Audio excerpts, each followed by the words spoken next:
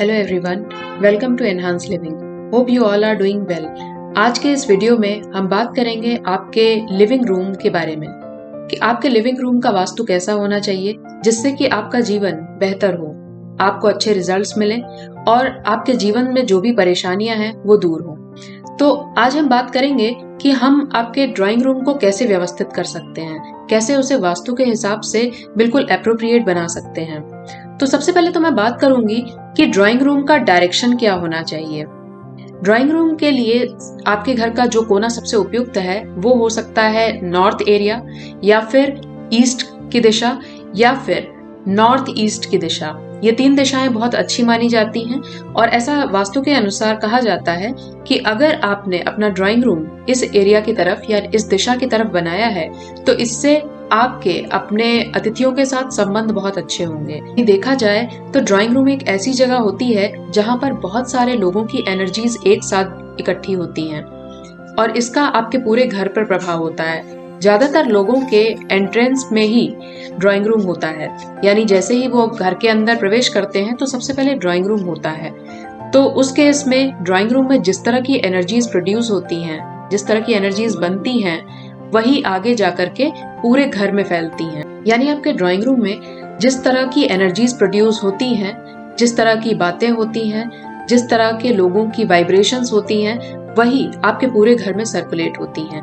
तो अब आप समझ सकते हैं कि ड्राइंग रूम कितना महत्वपूर्ण है। तो अभी जैसा कि मैंने आपको बताया कि नॉर्थ, ईस्ट और नॉर्थ ईस्ट ये तीन दिशाएं बहुत अच्छी हैं ड्राइंग रूम या लिविंग रूम के लिए। इन दिशाओं में अगर आप अपना ड्राइंग रूम बनाते हैं तो इससे फायदा ये होगा कि घर के लोगों के स्वास्थ्य में आप सुधार देखेंगे, या लोगों का स्वास्थ्य वैसे भी नॉर्मली भी अच्छा ही रहेगा। इसके अलावा जीवन में तरक्की होगी, घर में हंसी खुशी का माहौल रहेगा, एक सकारात्मकता रहेगी। डायरेक्शंस के लिहाज से जिस दिशा को अवॉइड किया जाना चाहिए वो है साउथ वेस्ट। यानी आपका जो ड्राइंग रूम है अगर आप साउथ वेस्ट की तरफ ना बनाएं तो ज्यादा अच्छा है, क्योंकि उसे वास्तु के लिहाज से अच्छा नहीं माना जाता है। अब हम बात करेंगे कलर्स के बारे में। आपका ड्राइंग रूम जो है उसका रंग कैसा होना चाहिए। रंगों के लिहाज से हम बात करें तो आपको हल्के रंग चुनने चाहिए। हल्का पीला रंग, सफेद या हल्का हरा या हल्का नीला आसमानी रंग, इस तरह के रंग आप चुन सकते हैं। कोई भी दूसरा शेड भी आप ले सकते हैं, लेकिन कोशिश करिए कि आप गहरे रंगों को अवॉइड करिए। गहरे रंग एक तो दिमाग पर थोड़ा सा असर डालते हैं, थोड़ा दबाव बनाते हैं, इसके अलावा आपके ड्राइंग रूम के साइज को भी छोटा दिखाते हैं। इसलिए अगर आप हल्के रंग चुनते हैं तो ये बहुत अच्छा है।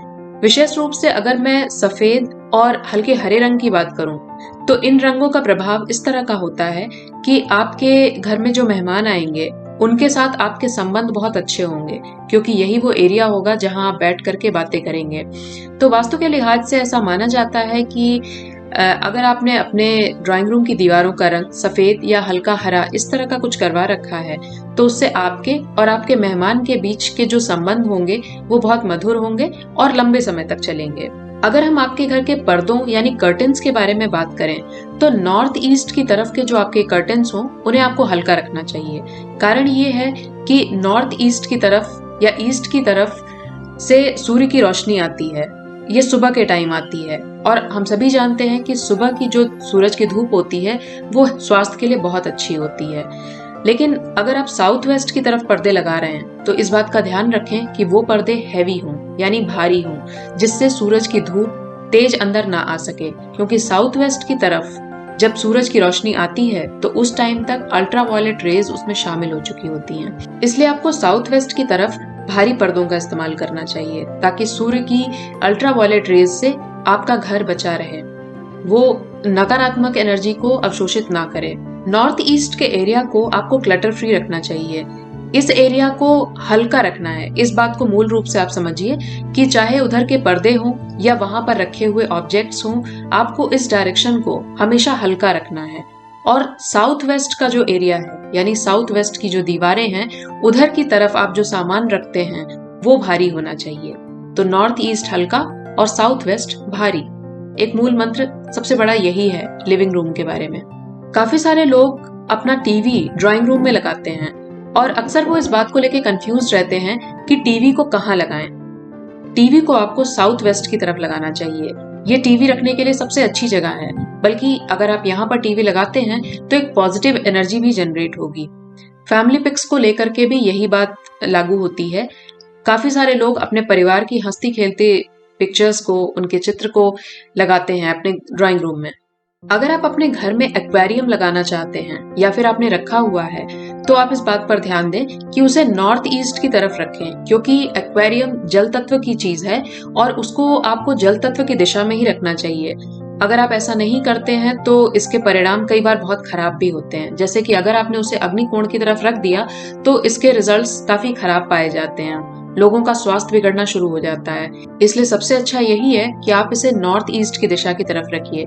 इसी तरह से अगर आप वाटर फाउंटेन रखना चाहते हैं अपने ड्राइंग रूम में, तो उसे भी आप नॉर्थ ईस्ट की तरफ ही रखिए, क्योंकि जल की दिशा यही है।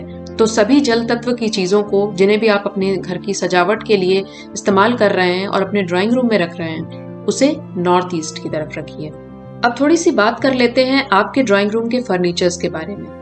फर्नीचर्स के बारे में भी मैं आपको ये बात बता दूं कि नॉर्थ ईस्ट की जो दिशा है उसे आपको हल्का रखना है, यानी वहां पर आपको कम से कम फर्नीचर रखने हैं।